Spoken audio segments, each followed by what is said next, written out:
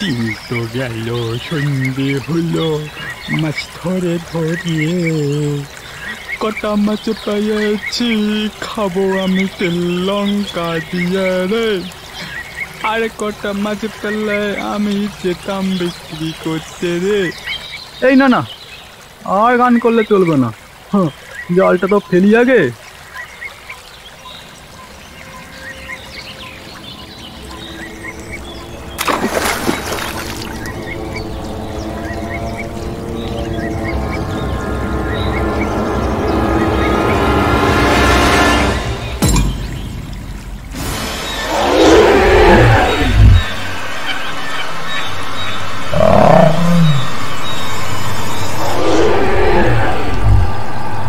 ওরে বাবা, হেবি টান মাছ রে মাইরি, অনেক মাছ পড়েছে মনে হচ্ছে।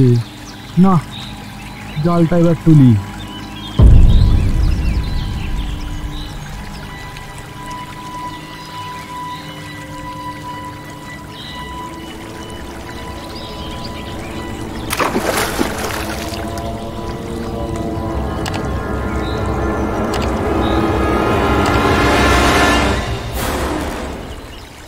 উড়িয়া বাবা, এবারও হেভি টান মারছে রে মাইরি। কি ব্যাপার, এই ভর দুপুরবেলা বুঝি আমার কপালটা খুলে গেল নাকি?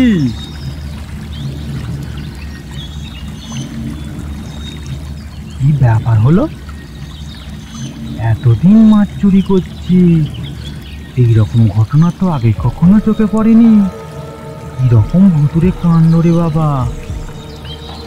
না বাবা, এই ভর দুপুরবেলা আর থাকাটা মনে হয় ঠিক হবে না, বাড়ি যাই।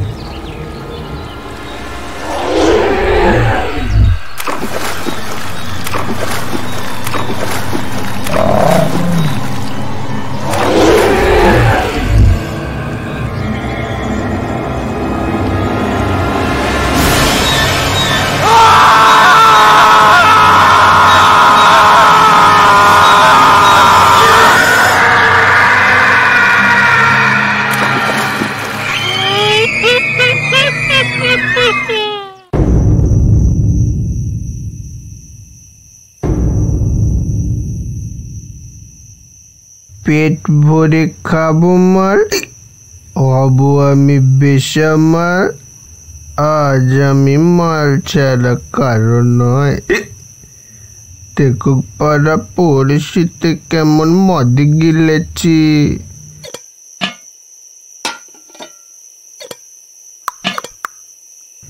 বউ, ও বউ, আরে দরজাটা খোল।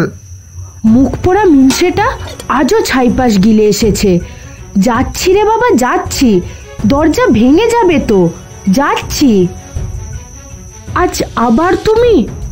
তোর বাপের টাকায় খায় নাকি রে শালি? রাত দুপুরে আর মাতলামো করো না, রোজ রোজ আর ভালো লাগে না। কি বললি? আমি মাতাল? শশার নষ্ট মেয়ে কোথাকার, ভিখারি শালি। তোকে আমার বিয়ে করাটাই ভুল হয়েছে, জীবনটা পুরো শেষ হয়ে গেল আমার। কে বলেছিল করতে? আমি কি তোমার হাতে পায়ে ধরে বলেছিলাম নাকি যে আমাকে বিয়ে করো? তুই কেন বলবি রে, তোর বাপ বলেছিল, মনে নেই? সব মনে আছে। আমার বিয়ের পণস্বরূপ বাবা ওই বড় রায়দিঘিটা দিয়েছিল, আর বলেছিল আমি স্বইচ্ছায় যতদিন না তোমাকে লিখে দিচ্ছি ওটা আমার নামেই থাকবে। বটেই তো, বটেই তো। তাই আজ তুই ওই দিঘি আমার নামে লিখে দিবি? না, কখনোই না। প্রাণ থাকতে ওই দিঘি আমি তোমার মতো মাতাল জুয়ারির নামে কখনোই লিখে দেব না। কি কি বললি তুই শালি? তোর এত বড় আস্পর্ধা, তুই লিখে দিবি না তোর বাপ লিখে দেবে? টিপস ওই দিবি কিনা বল, লিখে দে ভালোই ভালোই বলছি কিন্তু। তোমার মতো জুয়ারি মাতালের হাতে আমি ওই দিঘি কখনোই লিখে দেব না। দিবি না? তুই দিবি না? তুই দিবি না, তোর বাপ দেবে। দে বলছি, লিখে দে বলছি।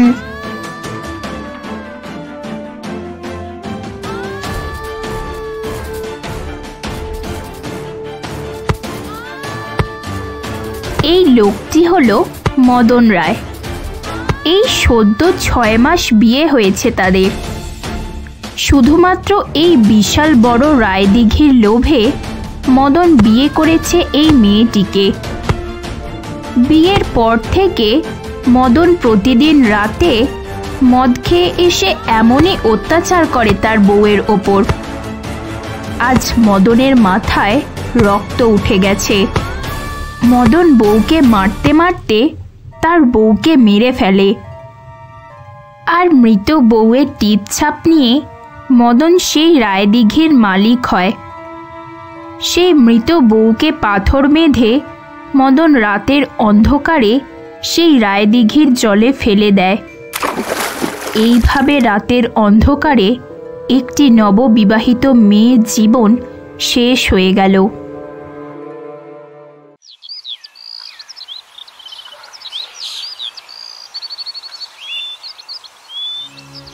ভাই সকল, জানি না আমাদের এই গ্রামে কোন কালো ছায়ার নজর পড়েছে। এই মাস 3 হলো গ্রামে একজন একজন করে মানুষ নিখোঁজ হয়ে যাচ্ছে। শোনা গেছে সবাই নাকি ওই রায়দিঘির আশপাশ থেকেই নিখোঁজ হয়েছে। তাই আমরা সিদ্ধান্ত নিয়েছি এখন থেকে প্রতিদিন রাতে কিছু মানুষ ওই রায়দিঘির আশেপাশে পাহারা দেব। সভা ভেঙে যাবার পর গ্রামবাসীরা যে যার ঘরে চলে যায়। গ্রামের মোড়লের কথা মতো কিছু গ্রামবাসী রায়দিঘির ধারে একটি কুঁড়ে ঘরে থেকে পাহারার ব্যবস্থা করে। প্রত্যেকের হাতে মশাল আর একটি করে লাঠি। তারা দুজন দুজন করে ভাগ হয়ে কেউ এদিকে কেউ ওদিকে পাহারা দিতে থাকে। আরে তুর এই মাঝরাতে কারো পাহারা দিতে ভালো লাগে? কোথায় একটু শান্তিতে বউয়ের সাথে ঘুমাবো তারও উপায় নেই। আরে ঘুমানোর কথা বাদ দে ক্যাবলা, মন দিয়ে পাহারা দে। না হলে বউয়ের সঙ্গে ঘুমানো তো দূরের কথা, বউয়ের মুখটা দেখতে পাবি কিনা তার সন্দেহ। তা বটে, কিন্তু এতক্ষণ হয়ে গেল পাহারা দিচ্ছি, কিছুই তো নজরে পড়ল না। নজর তো দূরের কথা, সারা শব্দও পেলাম না। আরে দূর, এখানে কোনো কিছু নেই, বাড়ি চল তো। না ক্যাবলা, এখন বাড়ি চলে গেলে মোড়ল মশাই ভীষণ রেগে যাবে। আর নজরে পড়ার কথা বলিস না, নজরে যতই না পড়ে ততই মঙ্গল। আরে ধুর ভিতর ডিম, ভয় কাচ্ছিস কেন? আসুক না কোন ভূত প্রেত আছে, চেনে না এই ক্যাবলাকে, একবার দেখলে এই তল্লাট থেকে পালাবে। এই ক্যাবলা, তুই তোর গুল মারা বন্ধ কর। আচ্ছা বাবা, চুপ করছি, কিন্তু ওইটা পেয়ে গেছে ভাই, ওটাকে তো থামাতে পারছি না, দাঁড়া করে আসি। আরে মশালটা তো নিয়ে যা। আরে না রে বাবা না, এসব মশাল টশাল লাগবে না আমার। আমি বড় মাল, খাই টাকে ডাল, 3 রাত খুঁজে বেড়াই মারা তাল।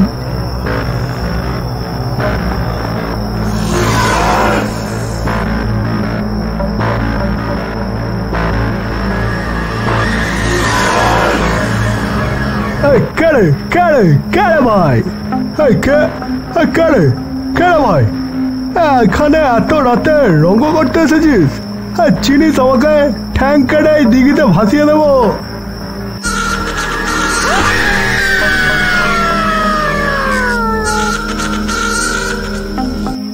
এইভাবে সেই পিশাচ ক্যাবলাকে মেরে তার দুটো ঠ্যাং ছিঁড়ে সেখানে রেখে তার শরীরটাকে নিয়ে সেই রায়দিঘির জলে মিশে গেল।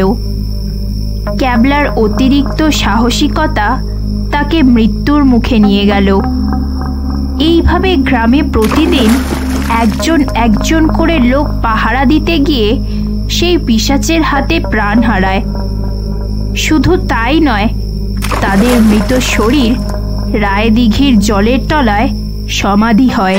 শোনো মদন, তোমার, তাই গ্রামবাসীরা সবাই ঠিক করেছে তোমাকেও রাতে ওই গ্রামবাসীদের সাথে পাহারা দিতে হবে।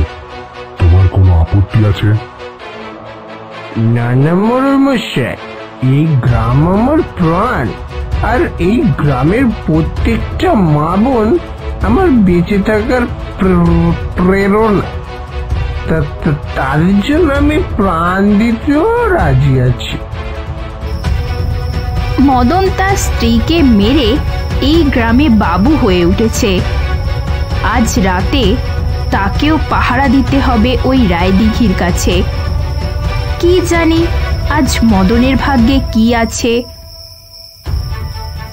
রাত হয়েছে, রাতের অন্ধকার যত ঘন হচ্ছে মৃত্যু ভয়টা যেন চেপে বসছে গ্রামবাসীদের মনে।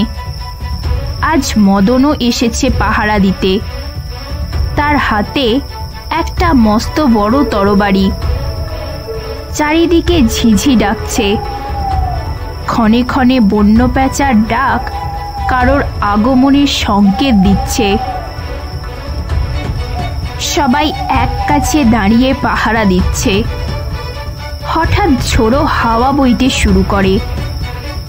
বন্য শেয়াল আর প্যাঁচার ডাক পরিস্থিতিকে আরো ভয়ঙ্কর করে তুলেছে।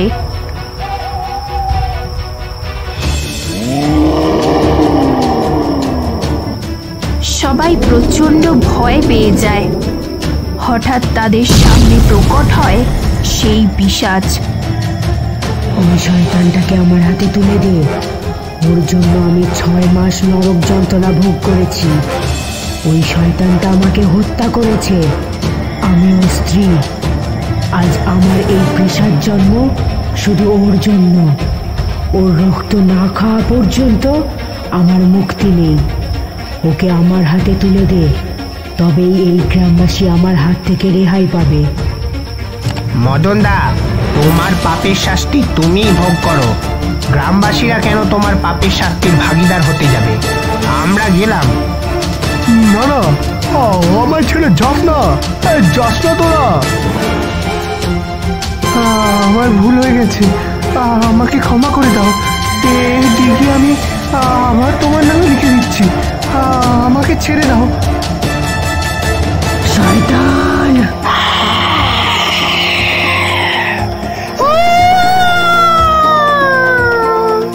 এইভাবে মদনের স্ত্রী পিশাচ রূপে মদনের পাপের শাস্তি দেয়, আর তাকে টানতে টানতে সেই রায়দিঘিতে নিয়ে যায়, যেখানে মদন তার স্ত্রীকে সমাধি করেছিল। সেই রায়দিঘিতে মদনের মৃত্যুর পর গ্রামবাসীরা সেই পিশাচের হাত থেকে রক্ষা পায়।